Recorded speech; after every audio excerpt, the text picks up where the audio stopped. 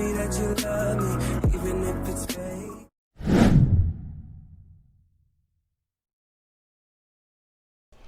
안녕하십니까? 대학병원에서 16년째 여전히 근무하고 있는 지아의 병원 이야기입니다. 오랜만에 Q&A를 하게 되었네요. 약물만 하다 보면 너무 지루할 수 있으니 앞으로는 약물 중간중간에 Q&A와 인계 방법도 올려볼까 합니다. 오늘 이야기 시작할게요. Q&A 1번. 혈관통을 호소할 경우 핫팩을 쓰자니 정맥염 자체도 염증인데 염증을 악화시킬까 걱정되고 아이스팩을 쓰자니 혈관이 수축되어 더 아프지 않을까 걱정되는데 무엇을 적용하는 게 좋을까요? 라고 해주셨어요. 수액이나 주사약 때문에 발생하는 혈관통은 아이스팩, 핫팩 모두 다 답은 아닌 것 같습니다. 사실 제가 실제로 주사나 수액으로 인한 혈관통을 직접 경험해 보지 못했을 때에는 저 역시 선생님과 같은 고민을 했었던 것 같습니다. 환자가 수액 때문에 팔이 아프다고 하면 이해도 안 될 뿐더러 내 능력으로는 당최 해결할 방법이 없더라고요. 팔을 올려도 보고 내려도 보고 팔을 주물러도 보고 비벼도 봤지만 결국 같은 증상을 호소하더라는 것이죠. 그 후에 제가 행정부서로 발령을 받았었는데 일을 하면서 너무 많이 일이 많고 컴퓨터 작업을 하루에 12시간씩 하다 보니까 두통과 근막 통증 증후군이 심해져서 입원도 많이 해보고 주사나 수액도 많이 맞아보게 되었는데요. 환자 입장이 되어 보니까 그제야 저 역시 혈관통이 많이 심한 사람이었구나 라는 것을 알게 되었습니다. 제가 이런저런 진통제며 수액이나 주사를 정말 많이 맞아봤는데요. 환자 입장으로는 혈관통은 아주 천천히 주입하거나 약을 바꾸는 것 이외에는 해결 방법이 없더라고요. 주사약이 들어가는 위쪽만 아프다가 나중에는 팔 전체가 쑤시는데요. 팔을 주물러도 소용없고 뭘 해도 해결은 안 되는 것이었습니다. 시간당 20cc 이하로 투약해야 하고 처방상 어쩔 수 없을 때에는 의사와 상의하고 먹는 약제로 변경을 하거나 금식일 때에는 혈관통 없는 약제로 변경하는 것이 답인 것 같습니다. 혈관통을 유발하는 약제는 거의 비슷하니까요. 영양제, 항생제 중 일부, 전해질, 고농도 수액 등등이요.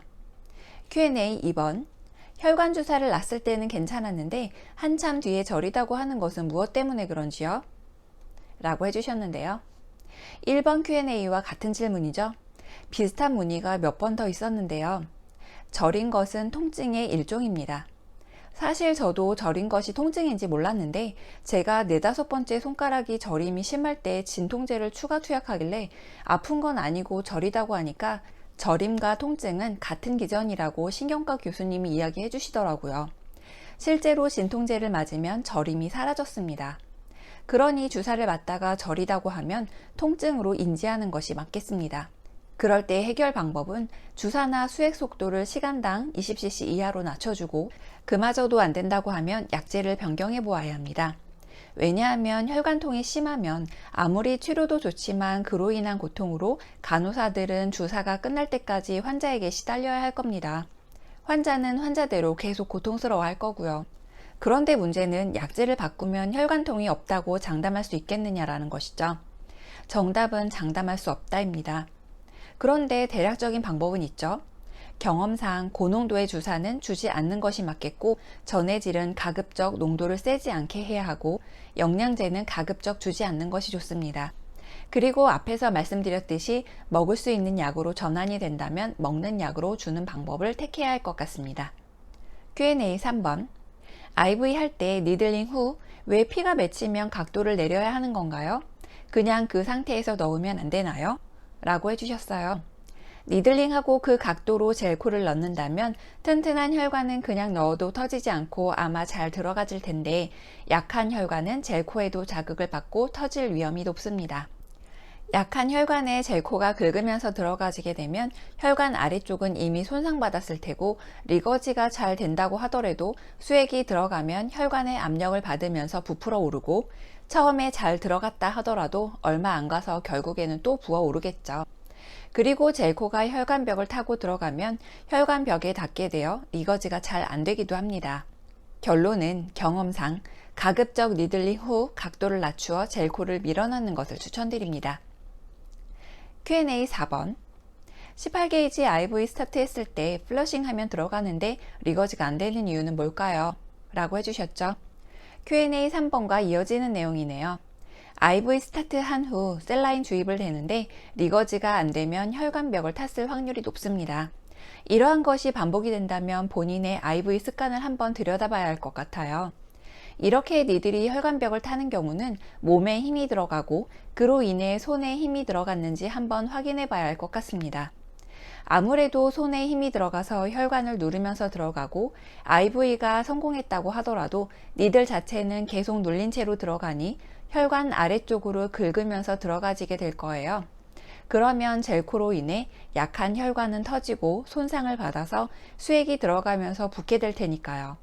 그리고 굵기가 큰 18게이지는 가운데로 잘 들어가야 리거지가 되니까 좀 더 손을 가볍게 해서 가운데로 잘 들어가줘야 하지 않을까 싶습니다. 리거지가 확인이 안 된 채로 유지하면 얼마 안 가서 붓고 터지니까 부드럽게 젤코가 들어가는 지점을 잘 찾아야 할 것 같습니다. Q&A 5번. 체열이 매번 잘 되고 있었는데 갑자기 오늘 안 되더라고요. 혈관이 나쁜 분들도 아니었는데 연달아서 안 되니까 진짜 오늘은 겁나더라고요. 왜 이러지 하면서 잘 되다가 어떤 날은 안 되는 날도 있나요? 라고 해주셨는데요. 그럼요. 안 되는 날은 선생님 컨디션이 바닥이 아니었을까 하는 생각이 드네요. 어느 날 갑자기 체열이나 IV가 그날 업무를 시작한 지 얼마 안 돼서요. 초반에 안 되기 시작하면 끝날 때까지 안 되는 날이 있어요. 뜬금없이 자신감이 위축되면 어지간한 강심장이 아니고서는 바로 회복이 어려운 것 같습니다. 저는 지금도 가끔 그럽니다. 하루 종일 에이씨를 달고 살아요. 그리고 그럴 때도 있어요. 일주일 내내 정말 너무 잘 되는 것 같은데 며칠 내내 페일의 연속. 그리고 또 이럴 때도 있죠. 이제는 잘 하는가 싶었는데 또다시 어려워지는 느낌. 이때에는 한 단계 발전을 위한 시기일 수 있으니 심기일전하시고 이런 방법 저런 방법을 시도해 보는 것이죠. 제가 늘 이야기합니다. 간호사도 사람인데 늘 웃어야 하는 것도 말이 안 되고 모든 환자의 비위를 맞추기가 어렵다는 것이죠. 간호사도 사람이니 나도 모르는 그냥 그런 날이 있나 봅니다. 너무 우울해 마시고 다시 또 잘 될 테니 모두 힘내시길 바랍니다. Q&A 6번. IV 영상이랑은 상관없는 질문이긴 한데 너무 쉬운 질문이라 주변에 여쭤보기 좀 그래서 선생님께 질문 드려요. 백이 아닌 병에 내용물이 있는 트리젤, 레보톡신 등등의 수액 세트를 연결하면 챔버를 채워도 안 떨어지더라고요. 한 5분 정도 지나면 그제서야 떨어지던데 물어보니까 에어 빼라고 하시더라고요. 여쭤보면 엄청 빨리 말씀해 주셔서 이해가 잘 안 돼서요. 혹시 다음번에 Q&A 모음 올리실 때 영상으로 보여주실 수 있으실까요? 라고 해주셨어요. 여러분들 수액 세트가 여러 가지 있지만 이렇게 생긴 부분이 있는 걸 보신 적 있으신가요? 그리고 이렇게 생긴 것도 있지요. 왜 이런 것을 만들어 놓았을까요? 팩은 내용물이 빠져나오면 부피가 작아지면서 압력에 문제가 생기지 않는데 보틀의 경우 내용물이 빠져나와도 팩과는 다르게 압력에 문제가 생겨서 수액이 잘 나오지 않게 됩니다. 그래서 수액 세트 자체가 공기가 안전하게 드나들 수 있도록 제작이 되어 나오는데요. 이렇게 오픈을 해야 하는 경우도 있으니 확인하셔야 할 거예요. 보틀이 작거나 수액 세트 불량으로 공기가 잘 들어가지 못할 때에는 수액이 내려오지 않는 경우가 많이 있습니다. 그럴 때에는 이렇게 26게이지 니들을 보틀 고무에 끼워 넣습니다. 24게이지 니들을 꽂게 되면 주사액이 니들로 빠져나오는 경우가 있기 때문에 가장 얇은 바늘을 끼우는 것을 권유드립니다. 자, 보시면요. 제가 보틀을 준비를 했습니다. 오픈을 하고요. 그리고 알코올솜으로 닦아줍니다. 그리고 보시면 수액 세트가 있어요. 수액 세트에 이 부분 보이시죠?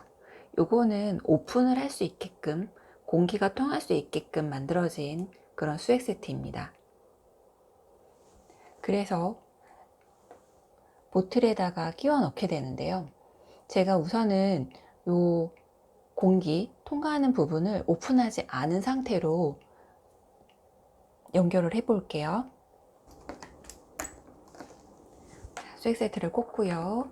챔버에 채워주고요. 그리고 틀어주게 되는데 보시면 내려오지 않죠.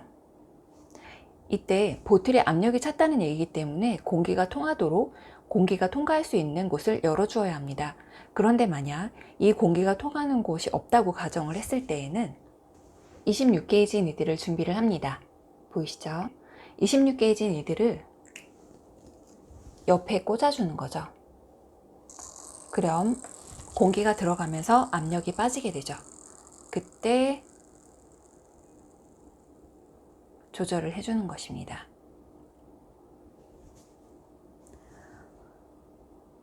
지금 보시면 이 부분으로 수액이 떨어질 때가 있거든요. 그때에는 니들을 제거를 해주게 되는 것이죠. 공기가 통할 수 있도록 항상 이 부분을 오픈을 해주셔야 되는 것 잊지 않으셔야 되고요. 그러면 떨어지죠. 그리고 보틀일 경우에는 공기가 통할 수 있는 수액 세트를 연결해 주셔야 된다는 것 잊지 않으셨으면 좋겠습니다. 설명만 들어서는 또 잘 모를 것 같아서 한번 보여드렸습니다. 이렇게 병원에서 지내다 보면 시간이 지나고 경험이 쌓여야만 알 수 있는 것들이 너무 많은 것 같아요. 어찌 보면 모든 것이 경험일 수도 있겠네요. 학교에서 배우는 것들은 너무 이론적이고 한정적이니까요. 제가 약물과 Q&A도 계속해서 올릴 예정이고요. 인계에 대해 댓글과 문의 메일을 참 많이 받고 있습니다. 인계라는 것이 어찌 보면 가장 총체적인 고난도 업무일 수도 있겠습니다.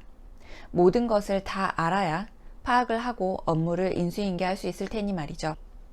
요즘에는 법알 인계는 잘 하지 않고 EMR을 직접 보면서 스스로 파악하고 종이 카덱스가 아닌 EMR 카덱스에 직접 입력하는 방법을 많이 택하고 있어서 어쩌면 더 어려울 수도 어쩌면 더 쉬울 수도 있겠지만 스스로 파악하는 것이 너무 어려운 것은 사실입니다. 그래서 제가 실제 환자 케이스로 하면 안 될 것 같고 가상의 인물을 만들어 인계 방법에 대해 한번 쉽게 만들어 보려고 많은 고민을 하고 있습니다.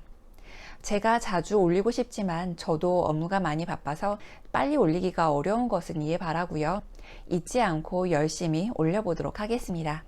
그럼 오늘은 여기까지 하고요. 들어가 보겠습니다. 아렌지아TV 오늘 하루도 무사히.